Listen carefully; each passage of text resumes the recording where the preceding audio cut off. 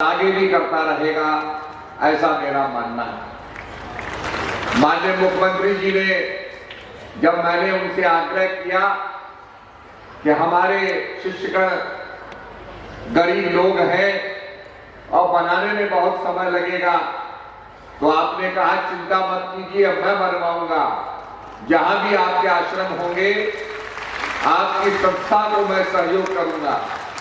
और निश्चित रूप में प्रेमियों ने भी माननीय मुख्यमंत्री जी का सहयोग किया और निश्चित रूप में बड़े बहुमत से आप विजय होकर के आए और सिक्किम को विकास के रास्ते पर आप ले जा रहे हैं। बहुत ही बहुत आपको धन्यवाद मैं ज्ञापित करता हूं। इसके साथ साथ पुराना साल समाप्त हुआ 2024 और 2025 में हम प्रवेश कर रहे हैं। पिछले साल भी मुख्यमंत्री जी आए थे, इस साल भी आप उपस्थित हुए हैं और ये जो 2025 है, ये बड़ा अनुकरणीय, एक बड़ा ही आशीर्वाद वाला वर्ष है, एक परिवर्तन वाला वर्ष है।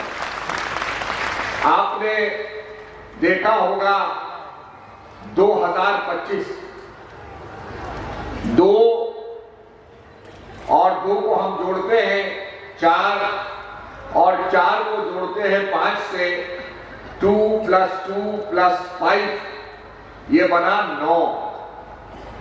और 9 अपने आप में बड़ा महत्वपूर्ण अंक होता है, क्योंकि 9 से बड़ा कोई अंक नहीं है। 9 के बाद पुनरावृत्ति होती है। आप देखेंगे 9 का पहाड़ा कैसा है। 9 1s are 9, 9 2s are 18 और 18 में 1 + 8 is also 9, 9 3s are 27, 2 + 7 is also 9, 9 4s are 36, 3 + 6 is 9, 9 5s are 45, 4 + 5 is 9, 9 6s are 54 और 54 को आप जोड़ेंगे 5 और 4, that is also 9, 9 7s are 63, 6 + 3 is also 9, 9 8s are 72, 7 + 2 is also 9 और 9 9s are 81, 8 + 1 is also 9। तो 9 का पहाड़ा तब रहता है। हमारे जीवन में कितने भी उतार चढ़ाव आए, अच्छे दिन बुरे दिन आए, हमारा सुमिरन, हमारा प्रभु से मिलन 9 की तरह बराबर रहना चाहिए, कांस्टेंट रहना चाहिए। यह ऐसा वर्ष हमको शिक्षा दे रहा है। बहुत सी समस्याएं इस वर्ष की हैं,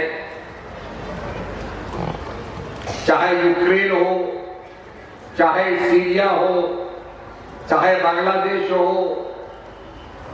बड़ी समस्याएं सामने हैं। और निश्चित रूप में हम आशा करते हैं कि 2025 में इसका निदान होगा, इनकी समस्याओं का हल होगा और सद्भावना हमारे अंदर प्रवेश करेगी।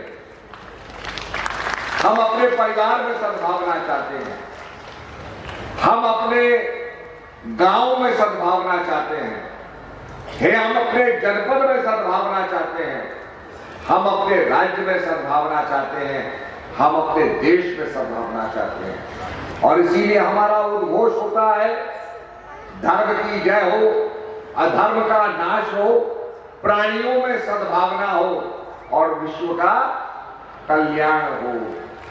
हमारे ऋषि मुनि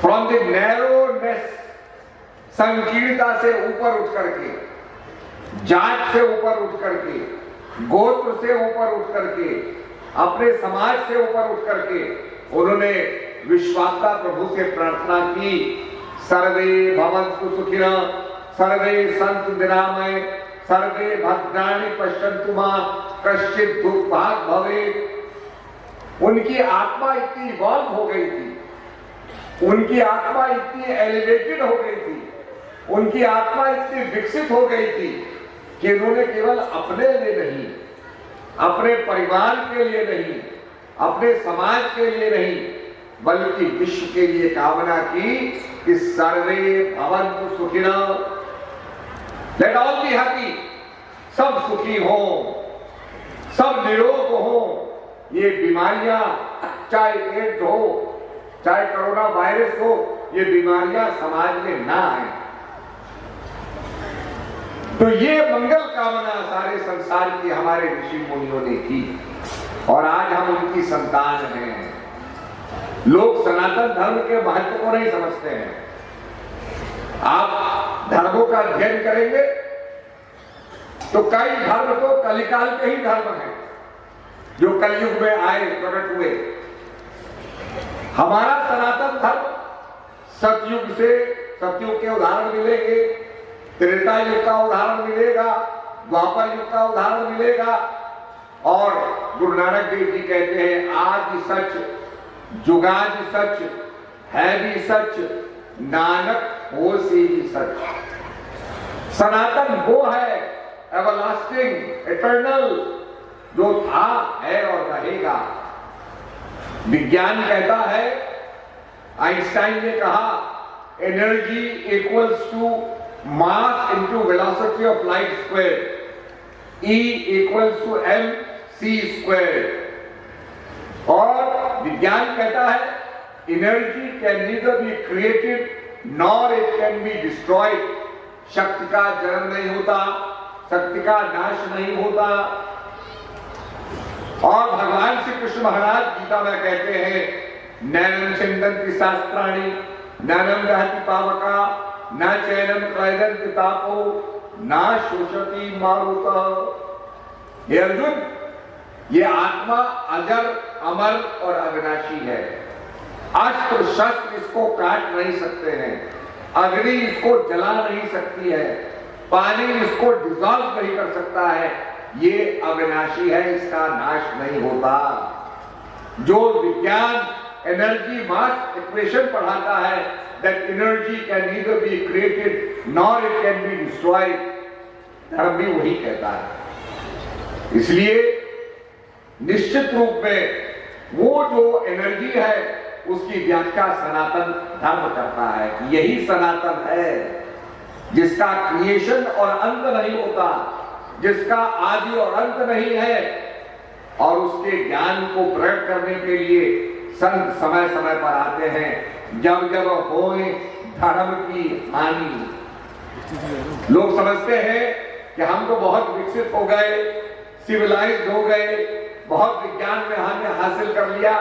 पर आप देखिए क्या कहा है, जब जब होए धर्म की हानि, बाढ़ नहीं असुर अधम अभिमानी। और आजकल असुर, अभिमानी, अहंकारी कई आपको भटके हुए लोग मिल जाएंगे जो मानवता को समाप्त कर रहे हैं। तो प्रभु क्या कहते हैं, जब जब हुए धर्म की हानि, बाढ़ नहीं असुर अधम अभिमानी, तब तब प्रभु धर्म मनुष्य शरीरा, हरे कृपा निधि से जन पीरा।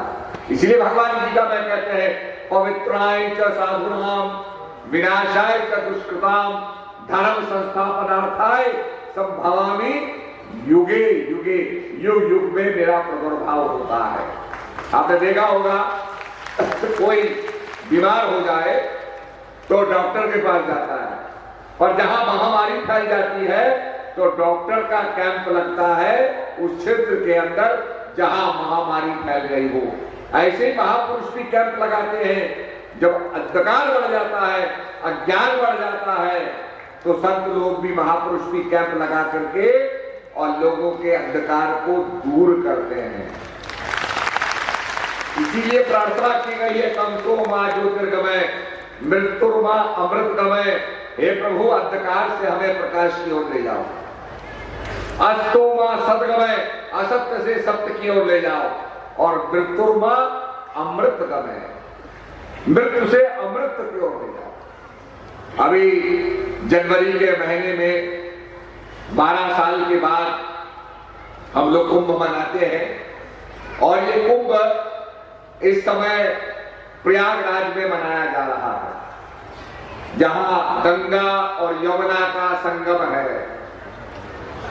परंतु एक धारा जिसको गुप्त धारा कहा जाता है वो किले के नीचे से बह रही है और उसको कहा जाता है Saraswati, the river of knowledge. और वो गुप्त है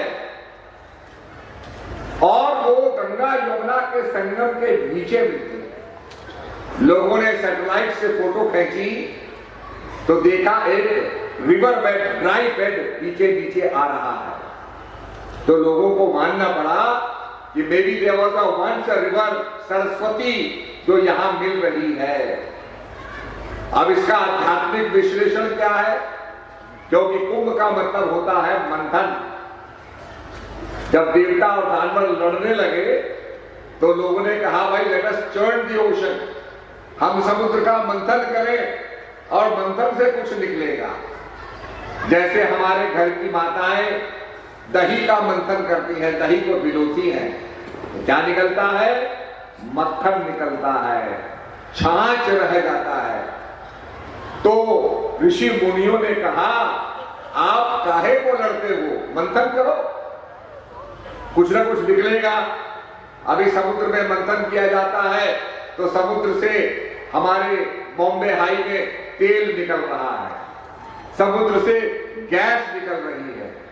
अब वैज्ञानिक कहते हैं कि there are lot of minerals in the ocean bed.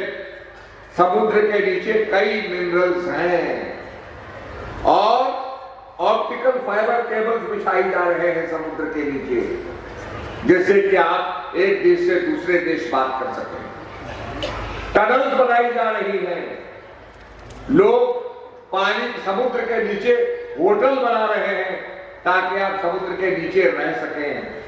कहने का मतलब समुद्र के नीचे बड़े खनिज पदार्थ हैं जो प्राप्त करने हैं, जिनको निकालना है। तो ऋषि मुनियों ने कहा लड़ते काहे को हो भाई, देवता दानव को लड़ते हो, समुद्र का मंथन करो। तो वासुकी नाग की रस्सी बनाई गई, मेरू पर्वत की बकरी बनाई गई और जिस पर वो घूमेगा वो कछुए का भगवान ने कूर्म अवतार लिया, उस पर वो घूमने लगा। अगर आप थाईलैंड के एयरपोर्ट में जाएंगे तो उस एयरपोर्ट के अंदर इस पंडाल से भी बड़ा आपको समुद्र मंथन की मूर्ति मिलेगी। इतनी विशाल मूर्ति है, एक तरफ देवता है, एक तरफ दानव है और मंथन कर रहे हैं। और जब समुद्र का मंथन हुआ तो उसमें से 14 रत्न निकले। पहले सबसे पहले क्या निकला? विष निकला। आपने देखा होगा, आप भी परिवार में रहते हैं, समाज में रहते हैं, कभी कभी समाज का मुखिया विषपान करता है, लोग उंगली उठाते हैं। माता जानकी ने विषपान किया, लोग घर के बड़े को अजी आप तो ऐसे हैं, तो आदमी को सहना पड़ता है, विषपान करना पड़ता है। शंकर भगवान ने विष का पान किया पर गले से नीचे नहीं उतारा। उन्होंने ये नहीं कि अपने शरीर के अंदर उतारा, केवल गले तक रखा और उनका कंठ ढीला पड़ गया, इसलिए उन्हें नीलकंठ कहते हैं।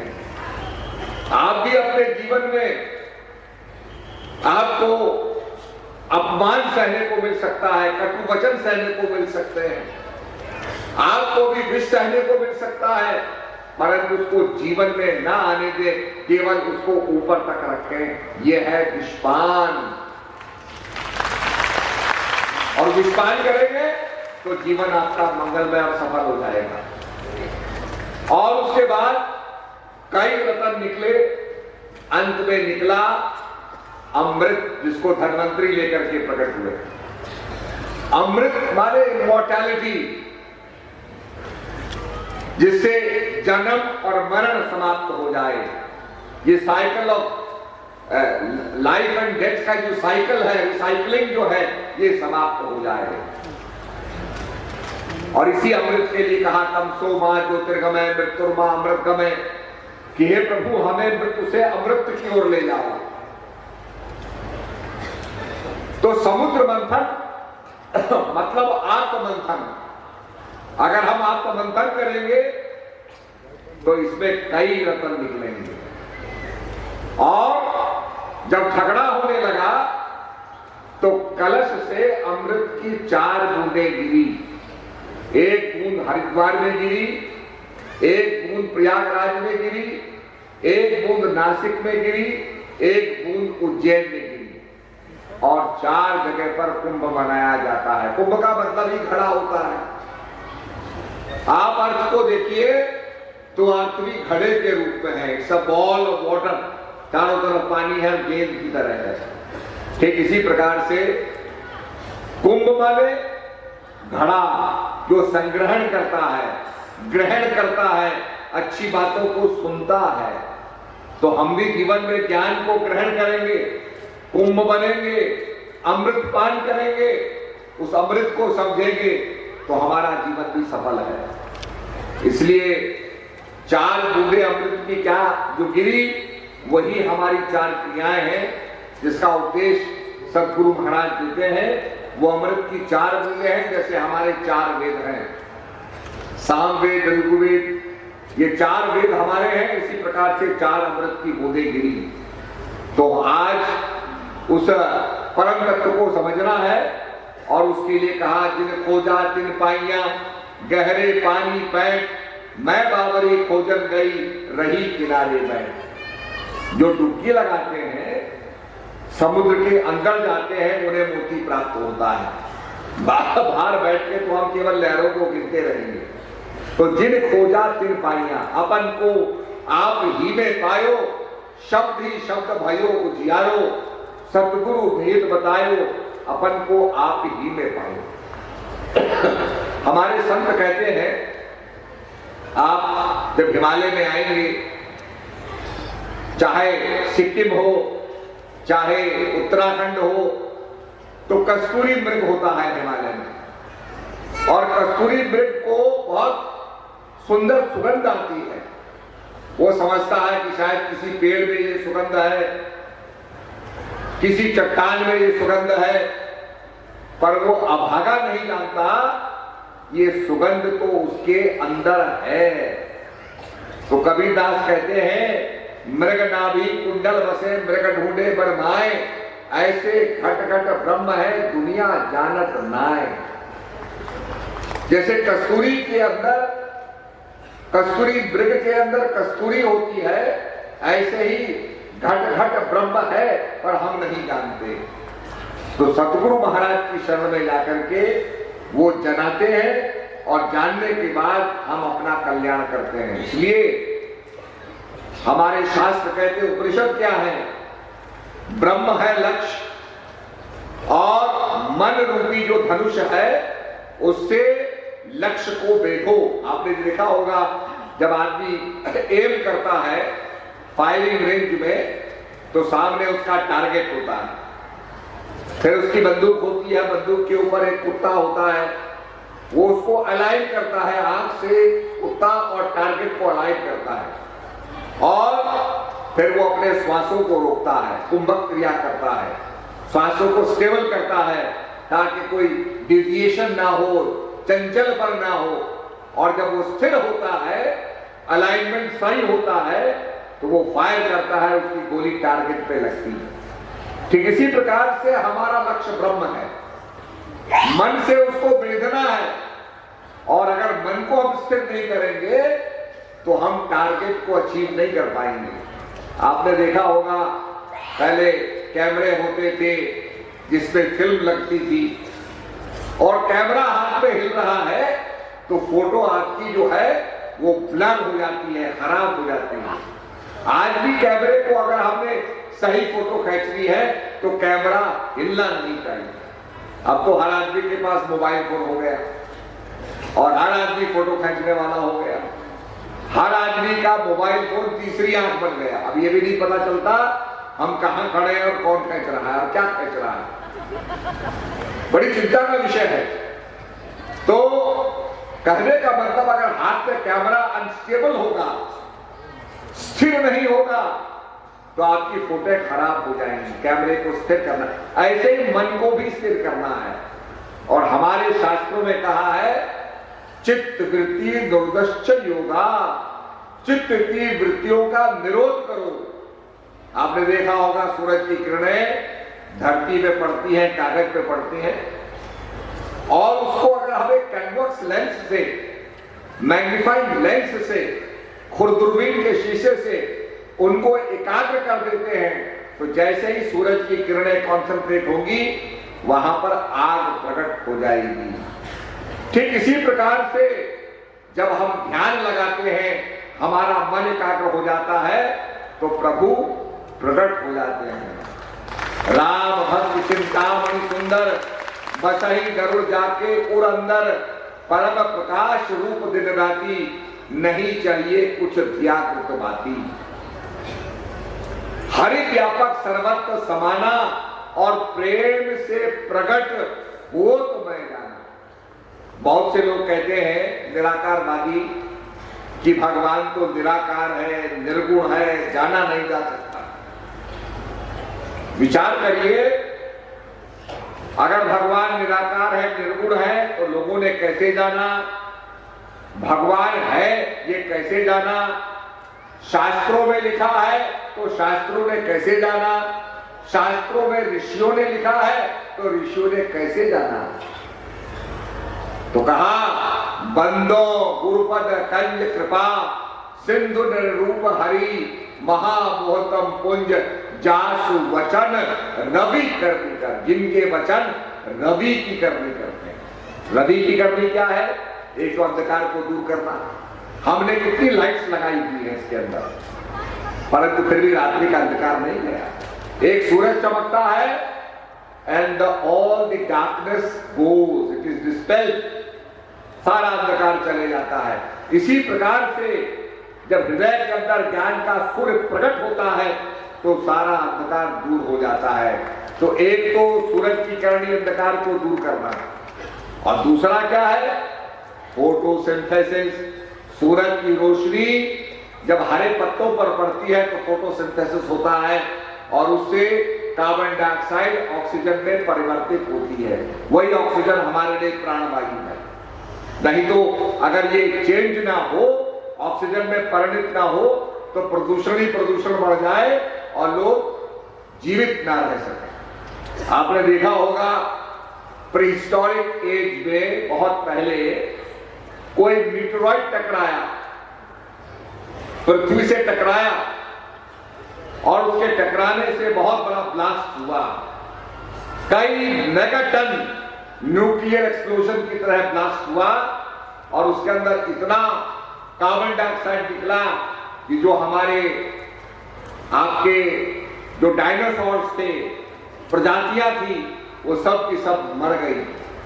आज अब जब खोदते हैं तो डायनासोर की प्रजातियां के कंकाल निकलते हैं, उनके अंडे निकलते हैं। आपके गुजरात के अंदर बहुत डायनासोर निकलते हैं, अमेरिका में निकलते हैं। तो ये रिसर्च हो रही है, खोदा जा रहा है, पता चलता है कि ऑक्सीजन के ज्यादा होने से और ये जानवर सब, ये प्रजाति सब मर गई। ठीक इसी प्रकार से जो फोटोसिंथेसिस होता है वो कार्बन डाइऑक्साइड को ऑक्सीजन में परिवर्तित करता है, और वो हमारे लिए प्राणवायु बनती है। इसीलिए कहा जाता है पेड़ लगाओ। और हमारे प्रधानमंत्री जी ने माता के नाम एक पेड़ लगाने का अभियान चलाया है कि अपनी माता के नाम पर अभियान चलाओ। उस अभियान को बखूबी हमारे मुख्यमंत्री जी चला रहे हैं सिक्किम के अंदर, और बहुत पॉपुलर है। तो ये भी एक बड़ा काम है कि अपने माता पिता के नाम पर plant a tree in the name of your mother, अपने माँ के नाम पर हम लगाएं, जिससे कि पेड़ बढ़ेंगे, ग्रीनरी बढ़ेगी, फोटोसिंथेसिस बढ़ेगा, और प्रदूषण धीरे धीरे कम होगा। नहीं तो प्रदूषण इतना बढ़ता जा रहा है। आज हम देखते हैं हिमालय में ग्लेशियर रिसीड कर रहा है, ग्लेशियर कम होता जा रहा है। आप घर के ऊपर टंकी लगाते हैं, टंकी का काम होता है आपको पानी देना, पानी सप्लाई करना। और प्रकृति में ग्लेशियर जो बर्फ होता है ये भी पानी की टंकी के समान है। धीरे धीरे ग्लेशियर पिघलता है, नदियां बहती हैं और सरोवर जो है लहलहाने लगते हैं और उससे फिर हमको पानी मिलता है। परंतु वो ग्लेशियर कम होते जा रहे हैं, बर्फ कम पड़ रही है। ऐसी स्थिति के अंदर ग्लोबल वार्मिंग बढ़ती जा रही है और ये बड़ा चिंता का विषय बन गया है सारी दुनिया के अंदर। कार्बन फुटप्रिंट्स को मिनिमम करने की बात चल रही है और उसके लिए पंचायतों के माध्यम से लोग पेड़ लगा रहे हैं। आप पेड़ लगाइए तो आपको ग्रीन बोनस मिलेगा, जिससे आप कार्बन फुटप्रिंट को कम कर सकते हैं। तो ये बहुत बड़ा अभियान चल रहा है और दुनिया इस पर चिंता कर रही है, बड़े बड़े राष्ट्र नेता इस पर चिंता कर रहे हैं। तो मैं यही कहना चाहूंगा, उस ज्ञान को जान करके अपने जीवन को बदले। हमने बहुत से यूनिवर्सिटीज बना दी है, स्कूल्स बना दिए, कॉलेजेस बना दिए। आज क्या कारण है कि विद्या का इतना प्रसार होने के बाद भी आज हम विवेकानंद नहीं बना पा रहे हैं, आज हम शिवाजी नहीं पैदा कर पा रहे हैं, आज हम झांसी की रानी नहीं पैदा कर पा रहे हैं। उसका एकमात्र है कि हम स्पिरिचुअलिटी को हमने भुला दिया। आज नचिकेता नहीं पूछ रहा है कि महाराज मृत्यु का ज्ञान क्या है, अमृत का ज्ञान क्या है। नचिकेता यमराज के पास जाता है। नचिकेता इतना पूछता था, उसने पिता से पूछा ये गायों का क्या करोगे? पिता ने कहा इसको हम दान करेंगे। इसका क्या करोगे मुद्राओं का? बोला ये भी हम ब्राह्मणों को दान कर देंगे। तो नचिकेता कहता है पिताजी मुझे किसको दान करोगे? तो पिता फुजला के कहता है कि तेरे को तो मैं यमराज को दान करूंगा। तो नचिकेता यमराज के पास पहुंच जाता है और यमराज से अमृत का ज्ञान मांगता है। वो स्पिरिचुअलिटी को हम भुला दिया हमने। जब स्पिरिचुअलिटी हमारे बीच में होगी, स्पिरिचुअलिटी का प्रचार होगा, तो महाराणा प्रताप भी बनेंगे और आपकी झांसी की रानी भी बनेगी और विवेकानंद भी बनेंगे और तब भारत विश्व गुरु बनेगा। सारे संसार के अंदर अध्यात्म का प्रचार होगा, अध्यात्म का डंका बजेगा, योग का प्रचार होगा। तो ये भारत को विश्व गुरु बनाने के लिए आइए, हम सनातन धर्म का प्रचार करें, ज्ञान का प्रचार करें, अध्यात्म का प्रचार करें, सीमाओं को तोड़ते हुए सारे संसार को समग्रता से देखते हुए, यूनिवर्सलिटी को समग्रता से देखते हुए संसार का मंगल करें। इन शब्दों के साथ सर्वे भवन्तु सुखिनः सर्वे सन्तु निरामयाः। सभी को मेरा दुआ आशीर्वाद। हरिओम तत्सत। और माननीय मुख्यमंत्री जी को हम धन्यवाद देते हैं जिन्होंने अपना अमूल्य समय दिया और हमें समय समय पर सिक्किम में पूरा सहयोग देते रहते हैं और इससे बहुत ज्यादा सिक्किम को लाभ मिल रहा है और जो हमारे भक्तगण है सब लाभ प्राप्त कर रहे हैं। हम उनको धन्यवाद ज्ञापित करते हैं और उनकी मंगल कामना करते हैं, उनका यशस्वी भविष्य हो और आने वाला समय उनके लिए सुनहरा समय हो। इन्हीं शब्दों के साथ सबको मेरा दुआ आशीर्वाद। नए साल की बहुत बहुत मंगल कामनाएं। नए साल सबके लिए मंगल लाए, शुभ लाए और भगवान बद्री विशाल और केदारनाथ और गुरु महाराज जी से भी हमारी प्रार्थना है कि सबके लिए नूतन वर्ष मंगलमय हो। धन्यवाद।